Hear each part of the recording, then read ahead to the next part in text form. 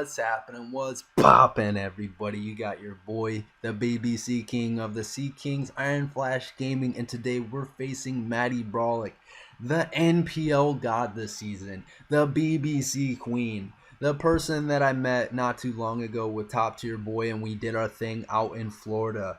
The buff midget himself, WWE King, ain't no Randy Orton boy, but he can catch this RKO any day, Maddie Brawlick. Anyways, that's beside the point. You guys are wondering, where have I been? Where has been the uploading? I understand that can be definitely frustrating not seeing my content, especially for somebody like Joel, who's expecting me to upload weekly, but I've definitely fell apart a little bit of Pokemon as far as uploading and stuff like that, but we will address a lot of that in other videos. But for right now, I just want to upload the finest of matches, because this match is gonna be really fucking godly. If you watch this video and if you don't enjoy this match, click a fat ass dislike, because you're not gonna be seeing, you know, games like this anywhere else. So let's get into the match.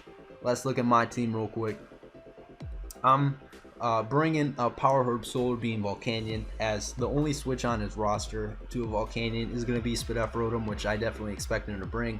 So I have Solar Beam on this boy to catch him off guard, and to also catch him off guard, I'm rocking the Flame Charge, as Flame Charge, after a Flame Charge, it can start putting in the work, but I actually don't have enough speed for the Azelf, but I needed to sacrifice some speed for HP. But other than Azelf, he doesn't know if I'm at +1 if I can outspeed Azelf, so maybe that will come into mind later in the game. I have a Habanberry Dragon Dance Zygarde, as I don't have a switch in on my entire roster to Charizard that's consistently reliable, so I'm gonna have to beat Charizard without playing it, and because it also outspeeds everything on my team too, because I got a really slow ass team now. But anyways, yeah, Charizard, I have a berry for it, and I can pretty much live a +1 Dragon Claw if he does set up, and I have 1,000 arrows. And if I set up a Dragon Dance, this is also going to be a very good win con for him, as he doesn't have the Decidueye. And game 2 would have definitely brought I definitely expect Decidueye coming in the playoffs if I were to face him, but I have basically things for that. But yeah, Zygarde's looking like a pretty massive threat versus him. Next mon is going to be the Roserade. I'm actually Technician HP Ground. He has Magearna, but it's chilling in the back. But Maddie's got a huge ground weakness. He's got Charizard X, he's got Cobalion, a couple other mons like Salazzle. So huge HP ground weakness, so I got Technician, HP ground, dual stabs, Roserade, so hopefully that will put in some work. But he does have the Psychic spam, and I don't have a Dark type, so I gotta play around that a little bit. Next mon, I have Focus Sash League Kabutops, as he doesn't have a defogger other than the God set defog Charizard, and he could have Taunt on, I think, yeah, only these two mons have Taunt, so he could have Taunt on one of those, but we will kind of scout him out and see if he has that. So next is the Celesteela, as I'm actually offensive Akaberry once again, because we're not playing around with the Charizard, and I have 4 attacks Celesteela offensive, but I can live 1 Flare Blitz after Dragon Dance with Stealth Rocks out, so that's really good. And then last mon is going to be the Heracross. Heracross is checked by his, once again, dual Psychics. I don't have a Dark type, but other than that, like, it's not doing a ton, other than if I switch into, if I double Heracross in on one of his Cobalion or his Rotom, I'm in a really good position. But he does always have the defensive Landorus. Logically, he has, so looking at his team, he has 3 potential Stealth Rockers. He could be lead Azelf with Taunt Sash. I don't expect him to be that, because if I were to lead off with Mega Heracross, that would put him in a unfavorable position right there. Well, I mean, I guess he could always just get up his rocks, but I have a potential spinner, and I can just kill him off with Pin Missile, as Pin Missile ignores something like Sash, unless he's like Psychic, but I should be able to live a Psychic as long as he's not Life Orb, I think. Yeah, I do, because this Heracross is pretty bulky. Um, he could have something like Taunt, Cobalion, but if I lead off with my Heracross, then that would be a very good anti-lead. So yeah, so basically my no-brainer lead is Kabutops because I'm Focus Sash and I can just set up Stealth Rocks, but he could be, I don't know if he's going to anti-lead, so I don't want to really lead off with Heracross. I'm going to end up leading Kabutops, but I'm just kind of going over my thought process. The most likely rocker right here is Landers, but if he's not, see, the thing is, I'm just trying to get information about his team. So obviously I already know what his Rotom is. It's Speedy, Spidef, Volcanion check. That's already know. That's all I need to know. Charizard, Dragon Dance, School Stabs. I already know that. But the Landers can be two things, right? It could be Rock Polish 3 attacks, or Rock Polish Earthquake, Gravity, Fly. You know, something like that. You know, Laking Sweeper. So if he doesn't lead off with Landers, then it suggests to me that he's offensive or something like that. So that's something to keep in mind. If he leads off with Azelf, obviously it's going to be the Sash lead, but I don't really think he's going to be Sash lead Azelf as Heracross, Pin Missile, and I don't know.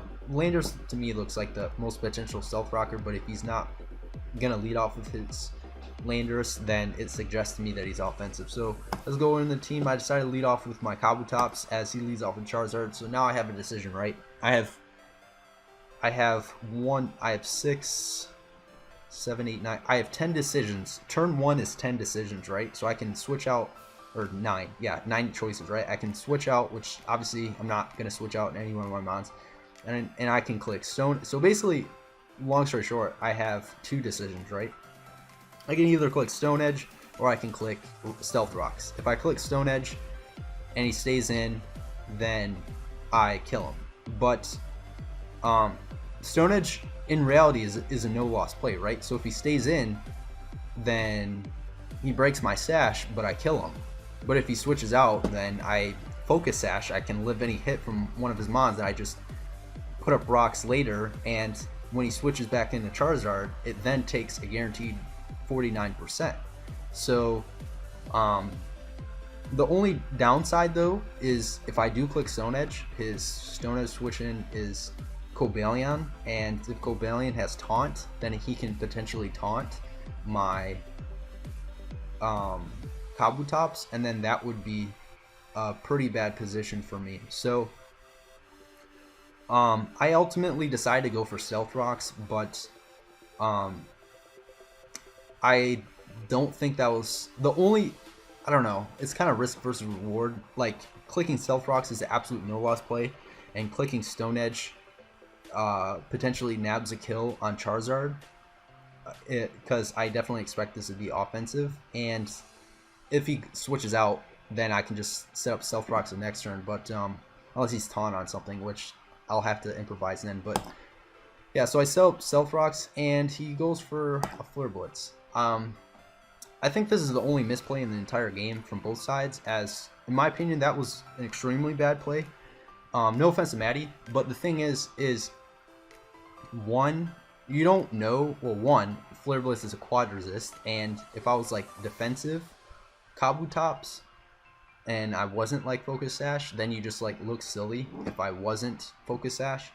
But even if you did think I was Focus Sash, then, you know, you got 23% off on my Kabutops, and then I just Stone Edge kill you. And I don't know, I just don't agree with that play. Like, it doesn't make sense to me, as Charizard is your best win con versus me.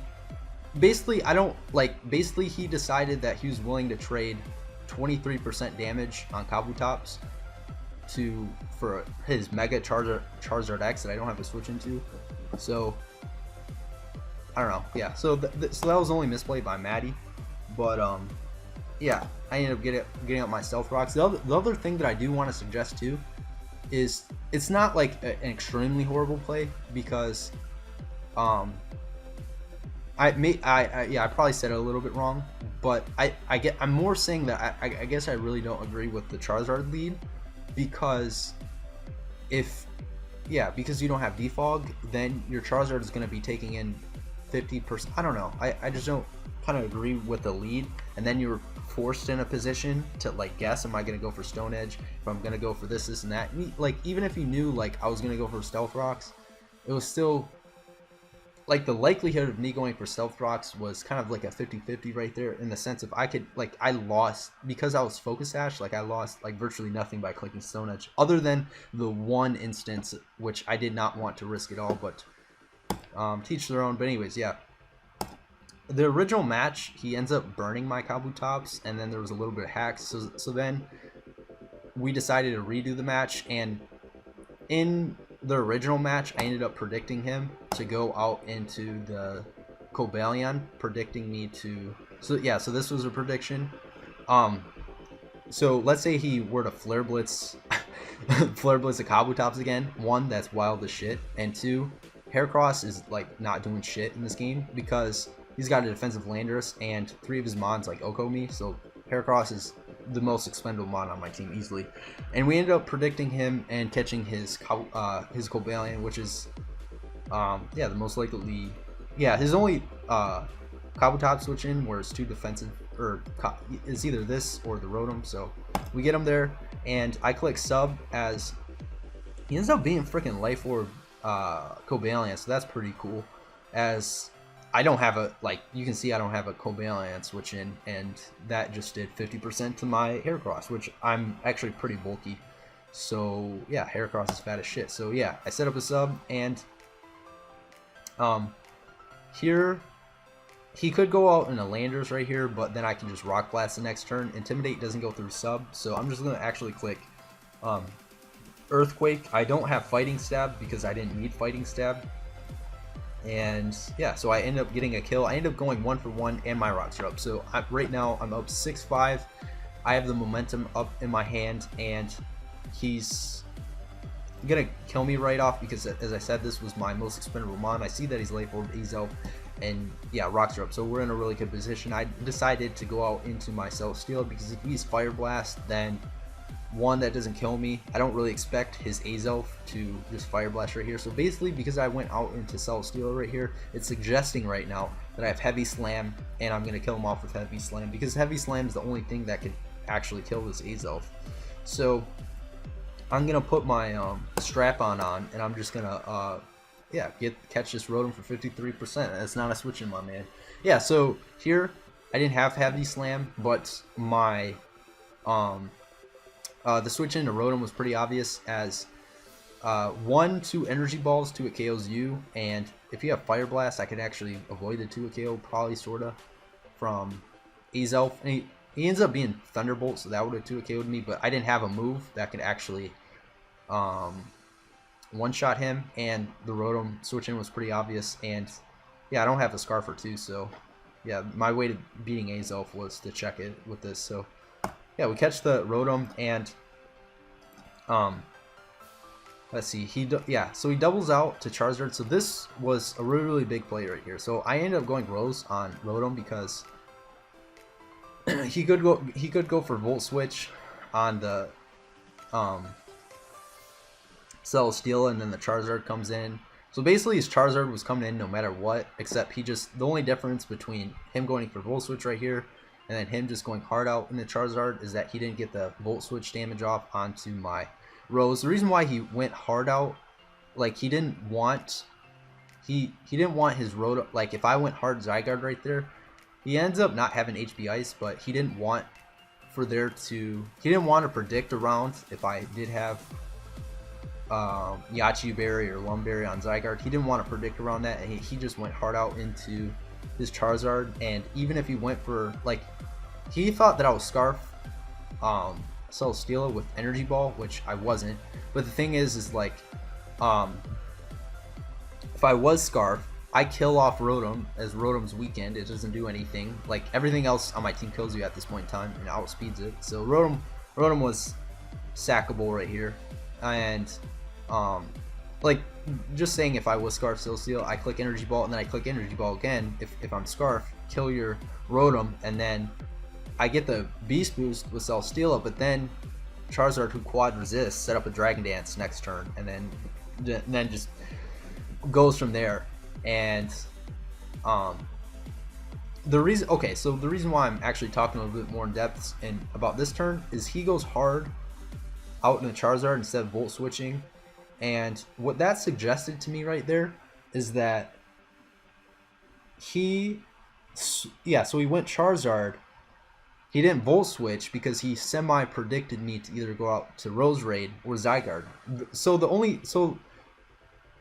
The only reason why you would go out in a Charizard here is you're predicting one of these two, and you're also predicting Charizard to beat the Zygarde.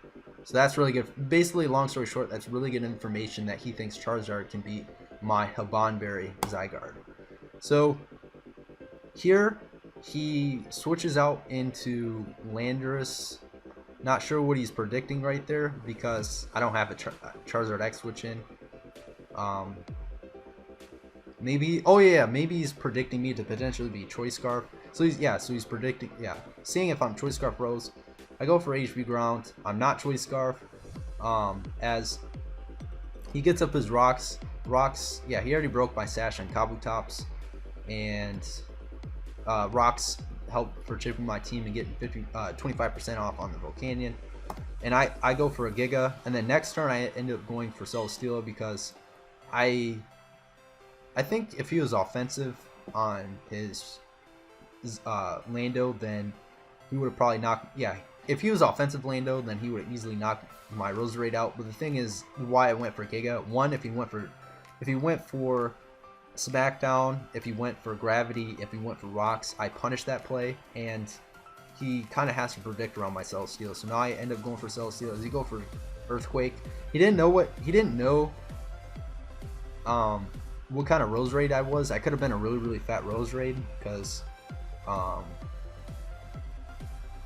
fat Roserade is a decent check to Magearna. I kind of sorta, because if it's like mono Calm Mind, Dazzling Gleam like setup, then but anyways, I could have been fat Roserade, and Stone Edge, if he was Stone Edge or whatever, wouldn't have killed fat Roserade. But Stone Edge, I don't know. I actually don't know if Stone Edge would have actually killed my Roserade or not because I was at full. But yeah, anyways, we ended up getting him there, and he ends up going Rotom here. I didn't want him to go out into his Meloetta for free, and he ends up going Rotom, which is fine for me because once again, I still have a Rose. Unfortunately, I don't kill this Rotom, and if I had gone for Energy Ball, I would have killed the Rotom, but he gets me there, and I had rather gotten Air Slash damage off on something. So now I'm just going to go out into my Roserade again, as that's my play to make, as he goes for Willow right here. Once again, trying to predict around the Zygarde, as I'm not going to frickin' switch Zygarde in my WinCon versus a Rotom. That's just very, very silly. So anyways, now he goes out into Charizard, and yeah, I go out into the Kabutops, right? So if he goes for Flare Blitz, I'm actually weak armor. I quad resist Flare Blitz, as you saw. And I get up so if he goes for Flare Blitz right here, he brings me to +2 speed, and then I'm +2 speed Kabutops. But he ends up going for Outrage right here, which is gonna take out my Kabutops, and my Dragon Resist is Celesteela, but Celesteela is still pretty good versus Lando. Is 2 Psychic. This is my Psychic Resist, as Heracross did die. So I'm gonna go out into my very, very, very fat Volcanion. I think there's a slight roll for him to knock me out, because Outrage from a Charizard X very, very strong. But I end up living this, and I had a decision. I could have went for a Steam Eruption and just knocked out his Charizard right there. But I was thinking, I have Haka Berry on Celesteela. I have a Habanberry on Zygarde.